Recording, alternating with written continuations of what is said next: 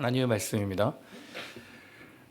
사랑하는 분당하나교회 성도 여러분, 또 추운 날씨 가운데 이렇게 예배 자리에 나오신 여러분을 환영하고 축복합니다. 우리 옆에 있는 성도들과 같이 인사해 보겠습니다. 은혜 많이 받으시기 바랍니다. 또 한 가지 더 강건하시기 바랍니다. 근데 요즘에 감기가 참 심한 것 같은데요. 건강하시기 바랍니다. 민속촌에 가면 옛날 주거 형태를 살펴볼 수가 있습니다. 특이한 것은 손님을 만나고 숙박할 수 있는 방이 따로 있다는 겁니다. 이제 그 방을 사랑방이다라고 이야기를 하는데요. 제가 어릴 적 생각해 보니까 이 사랑방처럼 손님들을 만나고 교제할 수 있는 비슷한 날이 있었습니다. 그래서 이 날을 굉장히 기대하고 손꼽아 기다렸는데요. 그날은 어떠한 날이냐? 바로 구역 예배 드리는 날입니다. 왜 손꼽아 기다렸느냐? 이 날에는 이 평소에 먹지 않는 산의 진미가 나오기 시작합니다. 그래서 이제 잔치가 일어나는 거죠. 집에서 잔치가 일어납니다.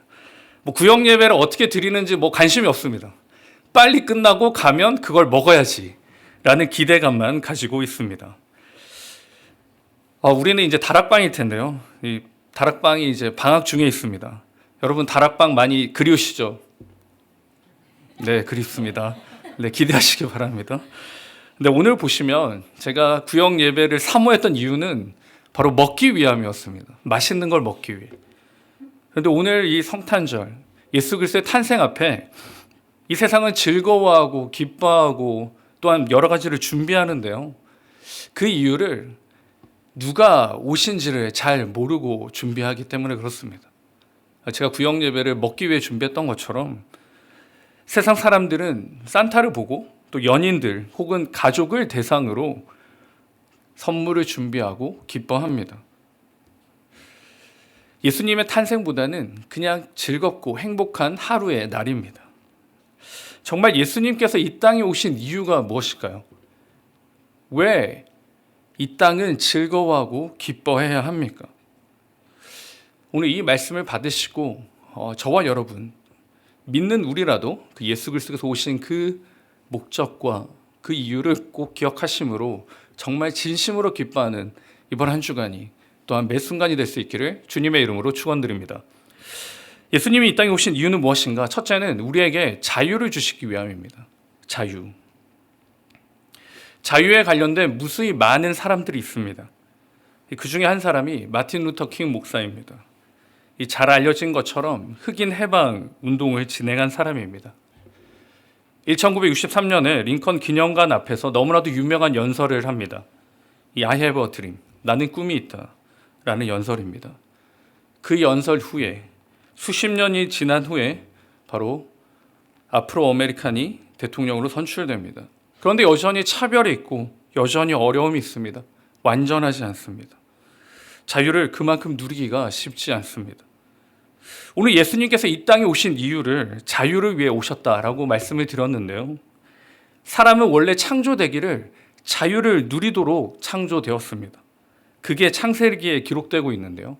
창세기 2장 15절에 보시면 여호와 하나님이 그 사람을 이끌어 에덴 동산에 두어 그것을 경작하며 지키게 하시고. 자유는 오늘 본문에 보니까 그냥 내 마음대로 사는 게 아닙니다.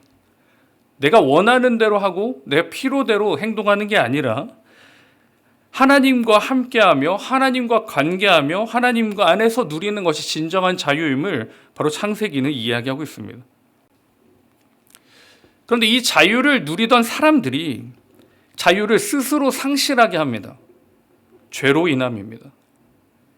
죄로 인해 하나님과의 관계적 지위가 상실하게 됩니다. 그 결과 하나님의 인도하심으로 살아가는 사람들이 아닌 세상에 매여 자신에 매여 살아가는 존재로 떨어지게 됩니다. 그래서 이들의 신분이 어떻게 변화됐을까요? 에베소서 2장 3절에 보시면 전에는 우리도 다 그 가운데서 우리 육체의 욕심을 따라 지내며 육체와 마음에 원하는 것을 하여 다른 이들과 같이 본질상 진노의 자녀가 되었다라고 말씀해요.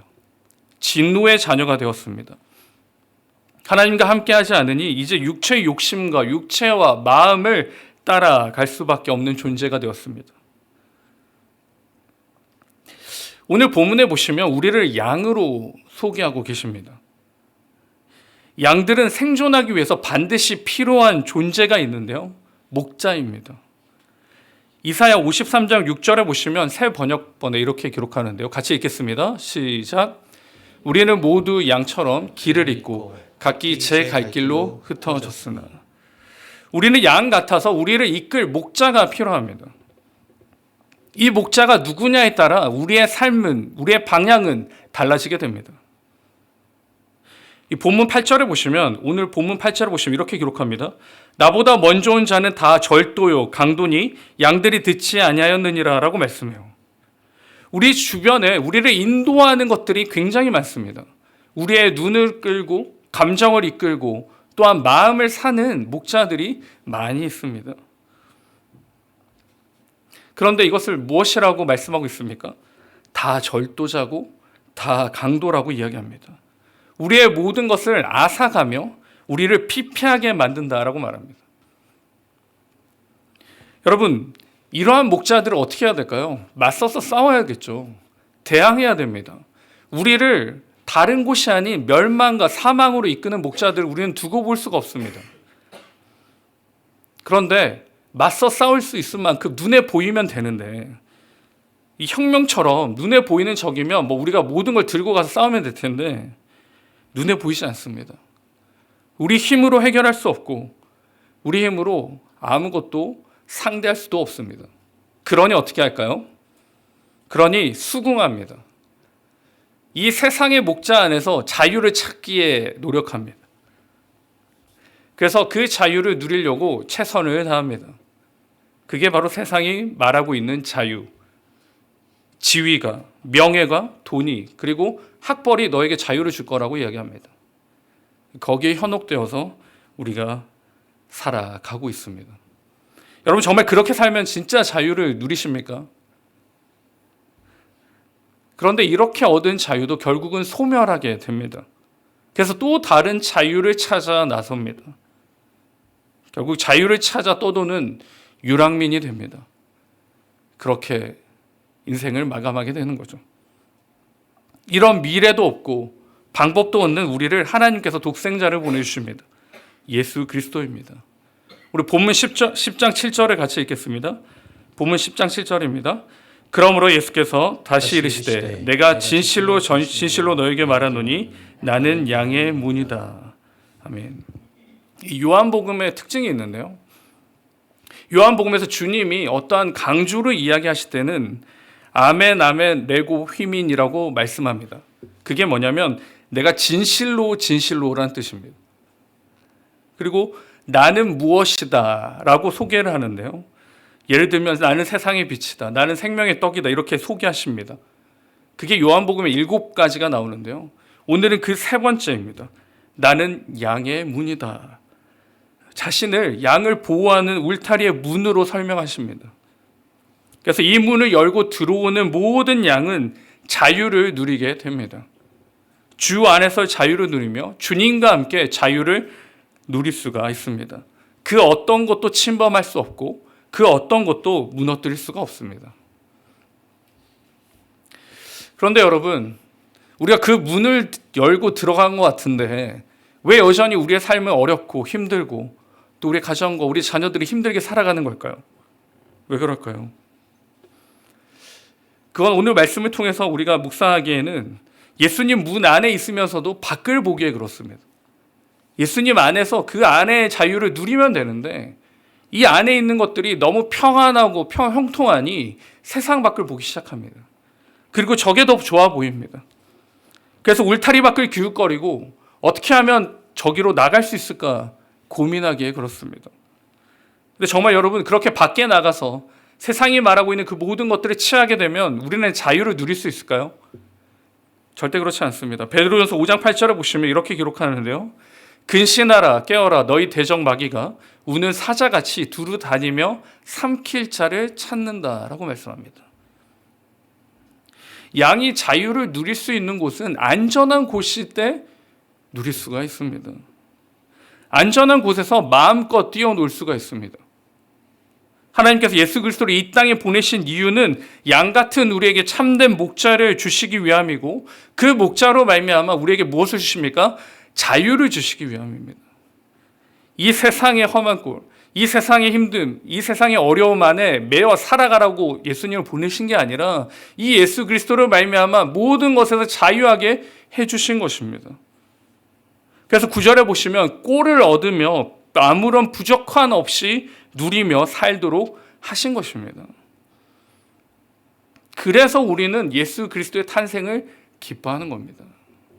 왜요? 묶여있는 우리를 자유하게 하셨기에 그렇습니다. 겨우겨우 살아내는 우리에게 이 예수 그리스도로 말미암아 자유의 은혜와 사랑을 주셨기에 그렇습니다. 성도 여러분, 혹시나 우리가 이 땅에 살아갈 때 여전히 우리는 매여서 살아가는 것이 있습니까? 우리가 매여서 살아간다면 우리는 양의 신분으로 어디에 있는지 확인해 봐야 합니다. 내가 정말 예수 그리스도의 그 문 안에 들어가서 주님과 함께 그 자유를 누리고 있는가? 아니면 여전히 문 밖에 서서 방황하고 유랑하고 있는가? 그것을 확인해 봐야 합니다. 바로교는 저와 여러분이 이번 이 한 주간을 통해서 하나님이 주시는 그 자유를 꼭 누릴 수 있기를 바랍니다. 이 세상에 얽매이는 있는 것이 아니라 주님 안에서 주시는 그 자유의 은혜와 그 축복을 마음껏 누리시기를 주님의 이름으로 축복합니다. 두 번째로 주님이 이 땅에 오신 이유는 무엇일까요? 바로 회복시켜 주시기 위함입니다. 운동 선수들을 보면 이제 근육통들이 올라오는데요. 그 근육통 완화를 위해서 하는 한 가지 치료 방법이 있다고 합니다. 그게 이제 크라이오 테라피라는 겁니다. 이제 마이너스 110도나 마이너스 130도 급냉 환경에서 이제 신체를 노출시켜 가지고 근육통뿐만 아니라 몸을 회복시키는 그러한 치료 방법이라고 합니다. 근데 한 가지 더 좋은 것은 설왕설래가 있는데 다이어트에도 효과가 있다고 합니다. 한 번 하면 800g 빠진대요. 근데 3분만 할 수 있대요, 여러분. 3분 하는데 얼마일까요? 10만 원 정도 한답니다. 10만 원. 굳이 오늘 같은 날 그냥 나가서 이렇게 하면 될 것 같은데 아무튼 10만 원 정도를 한답니다. 사람들은 회복하기 위해서 시간과 돈과 열정을 쏟습니다. 그럼에도 불구하고 여전히 회복 안 되는 한 가지가 있습니다. 그게 무엇이냐? 바로 하나님과의 관계입니다. 앞에서 말씀드렸던 것처럼 사람들의 범죄함으로 말미암아 하나님과의 관계가 단절되었습니다. 그럼에도 불구하고 하나님은 관계를 유지할 수 있는, 이어갈 수 있는 방법을 허락하십니다. 바로 제사입니다. 하나님께 제사 드림으로 간접적으로 하나님과의 관계를 이어나갑니다. 근데 여러분, 제사를 드린다는 것은 하나님과의 관계가 회복되는 게 아닙니다. 관계를 이어나가는 겁니다. 그러니 지속적으로 제물의 피를 내야 되고 제사를 드려야 합니다. 그리고 하나님의 명령을, 율법을 지켜내야 합니다. 그래야지 겨우 하나님과의 그 끈을 이어갈 수가 있는 겁니다. 그런데 오늘 본문 10절에 보시면 도둑이 오는 것은 도둑질하고 죽이고 멸망시키려는 것뿐이요 내가 온 것은 양으로 생명을 얻게 하고 더 풍성히 얻게 하려는 것이다 라고 말씀합니다. 무슨 말일까요? 생명을 얻는 건 알겠는데 더 풍성히 얻는다라는 말은 무슨 말입니까? 그러면 오늘 내가 성경 통독을 하면 생명을 하나 더 주시고 전도를 두 명을 하면 2개를 주시고 이렇게 퀘스트를 깨면 이렇게 많이 주실까요? 당연히 그 말이 아닙니다. 오늘 본문을 이렇게 바꿀 수 있을 것 같습니다. 보시면 우리 같이 한번 읽겠습니다. 도둑이 오는 것은 도둑질하고 죽이고 멸망시키려는 것뿐이요 내가 온 것은 양으로 하나님과 관계를 맺게 하고 더 풍성한 관계를 맺게 하려는 것이다. 아멘. 무슨 말일까요? 관계를 이야기합니다. 관계. 이 영생이라는 것은 하나님과의 관계를 이야기합니다. 더 풍성한 관계를 맺게 하기 위해 하나님께서 예수 그리스도를 이 땅에 보내셨다라고 말씀합니다. 하나님과 나와의 관계, 그 관계 회복을 통하여서 무엇을 하느냐? 요한복음 17장 3절에 영생은 유일하신 하나님과 그가 보내신 자 예수 그리스도를 아는 것이다 라고 말합니다. 영생, 회복시켜서 어떻게 해요? 예수 그리스도와 함께 교제하고 관계하고 알아가는 것이 바로 예수 그리스도 이 땅에 오신 이유입니다. 관계를 회복해서 이제 우리는 어떤 신분으로 바뀌게 됩니까? 마태복음 23장 9절인데요. 땅에 있는 자를 아버지라 하지 말라. 너희의 아버지는 한 분이시니 곧 하늘에 계신 이시니라 라고 말씀합니다. 진노의 자녀였다가 신분이 회복되었습니다. 이제는 하나님을 뭐라고 부를 수 있다고요? 아버지다라고 부를 수가 있는 겁니다. 예수 그리스도가 이 땅에 오신 이유, 바로 이 관계를 회복하기 위함입니다. 자녀들이 아버지를 아버지라고 부를 수 있게 그 회복을 위해 이 땅에 오신 것입니다. 이제 우리는 하나님을 아버지로 부를 수 있는 특권을 회복하게 되었습니다. 하나님 아버지, 그 이름, 그 아름다운 이름을 여러분 꼭 계속해서 부르시고 붙잡으시고 그 이름을 선포하며 살아가시는 저와 우리 모두가 될 수 있기를 바랍니다. 이건 우리만이 누릴 수 있는 특권입니다. 마지막으로 주님이 이 땅에 오신 이유는 무엇입니까? 사랑입니다. 사랑. 이 성경을 계속 묵상하다 보면 발견하게 되는 사실 하나가 있는데요. 그것은 바로 사랑입니다. 사랑도 그냥 사랑이 아니라 변함없는 사랑입니다. 창조 때부터 타락하고 하나님을 떠나 살려고 노력하며 죄 짓기 위해 최선을 다하는 이들에게도 끝까지 하나님은 뭐 하셨을까요? 사랑하셨습니다. 변함없는 사랑. 그래서 예수 그리스도의 이 땅에 오시면 그 사랑의 최종판이 됩니다. 이 본문에 보시면 이 대조법으로 우리에게 말씀해 주고 계신데요. 삭군이 등장하고요. 그리고 선한 목자가 등장합니다. 이 둘의 가장 근본적인 차이가 있습니다. 그 근본적인 차이가 바로 사랑입니다. 삭군은 자기가 맡고 있는 양보다 누구를 더 사랑합니까? 자기 자신을 더 사랑합니다. 그러니 자신의 안위가 중요하고 자신이 살고 봐야 합니다. 문제가 발생하고 어려운 일이 있으면 도망갑니다. 내가 살아야 되니까요. 반면에 선한 목자는 어떻습니까? 맡겨진 양을 나보다 더 자기 자신보다 더 사랑합니다. 자기 목숨보다 더 사랑하고 그것들을 지키기 위해 각오가 되어 있고 실천할 의지가 있습니다. 여러분들 삭군과 선한 목자를 언제 확인할 수 있을까요? 언제 확인할 수 있을까요? 내가 힘들고 어려울 때 확인할 수 있습니다. 평시에는 삭군인지 선한 목자인지 알 수가 없습니다. 내가 힘들고 어렵고 지치고 외로울 때 나와 함께 했던 이 분이, 이 존재가 삭군인지 선한 목자인지 알 수 있습니다. 세상을 의지하고 세상을 믿고 세상이 모든 것을 준다라고 믿고 따랐는데 내가 힘들고 어려우니 세상은 나를 방패를 막아주지 않습니다. 세상의 지식과 물질과 학벌은 나를 보호하고 구할 능력도 없습니다. 그냥 허허벌판에 나 혼자 남겨집니다. 삭군을 잡았기에 그렇습니다. 반면에 선한 목자는 어떻습니까? 어떠한 상황과 환경과 어려움에서도 이렇게 말씀하십니다. 요한복음 10장 17절입니다. 같이 읽습니다. 내가 내 목숨을 버리는 것은 그것을 내가 다시 얻기 위함이니 이로 말미암아 아버지께서 나를 사랑하시느니라. 아멘. 목숨을 버리기까지 어떻게 우리를 사랑하신다라고 말씀합니다. 우리 주님뿐만 아니라 살아계신 하나님도 어떻게 말씀하시냐면 요한복음 15장 9절인데요. 같이 읽습니다. 아버지께서 나를 사랑하신 것 같이 나도 너희를 사랑하였으니 나의 사랑 안에 거하라. 아멘. 사랑으로 우리 가운데 오셨습니다. 이 사랑은 변함이 없고 소멸이 없습니다. 이 사랑 안에 거하시기 바랍니다. 주님의 사랑 안에 어떻게 거할 수 있습니까, 여러분? 추상적인데요. 하나님의 사랑 안에 거하라. 하나님의 사랑이시라. 그 사랑을 어떻게 우리가 누리며 살아갈 수 있는가? 예수님을 생각하고 하나님을 바라볼 수 있는 방법은 무엇인가? 그게 사랑일 텐데 어떻게 우리는 하나님의 사랑 안에 머무는가? 디모데전서 2장 5절입니다. 같이 읽겠습니다.